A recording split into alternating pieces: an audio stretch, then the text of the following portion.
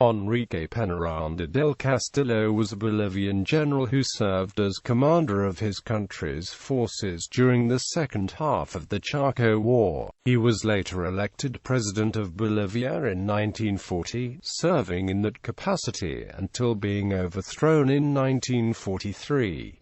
Biography. Peñaranda was born into a politically influential family to a family of Aymara heritage to an Indian father and a mestizo mother. Peñaranda's cousin, Néstor Peñaranda, was a well-known Methodist evangelical missionary who worked among the Indians of La Paz. Peñaranda's performance in the Chaco War is debatable and controversial. Hailed as a hero for breaking the deadly Paraguayan siege in the Battle of Campovia, he took over as Bolivia's top general when the German General Hans Kunt was demoted in December 1933.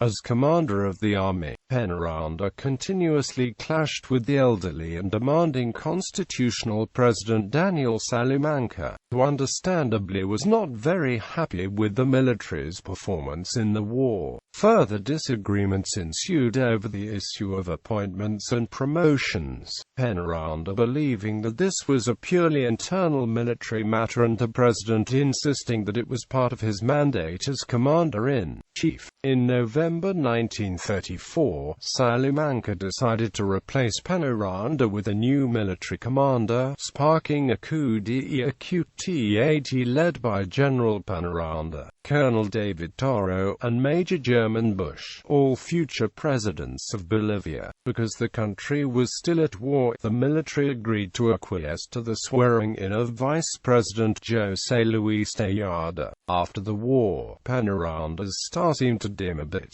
as his younger and more left-leaning fellow officers took over the government under Toro and Bush in the so-called military socialist experiment. Peñaranda's experience dealing with Republican Party civilian politicians during his tenure as commander of the army seems to have made him more amenable to compromise with the old-style parties than the younger, more impetuous officers like Bush. Following Bush's suicide in 1939, conservative forces reasserted themselves and, fearful of the growing power of new reformist parties committed to dismantle the existing order, decided to unite under one candidate in a pact called the Concordancia. The Concordancia proclaimed General Peñaranda as its candidate, and he was elected. The Peñaranda government was difficult and marred by repression. The president did not enjoy the benefit of a congressional majority, and was mistrusted by many in his own coalition, not to mention the gathering forces of the reformist left. Economic conditions continued to deteriorate, prompting a number of crippling strikes that, in turn, led to the proclamation of extra-constitutional means to restore order. The Katavi massacre of discontented miners in December 1942 further tarnished the Peñaranda administration. On the international front, the general drew close to the American position in World War II,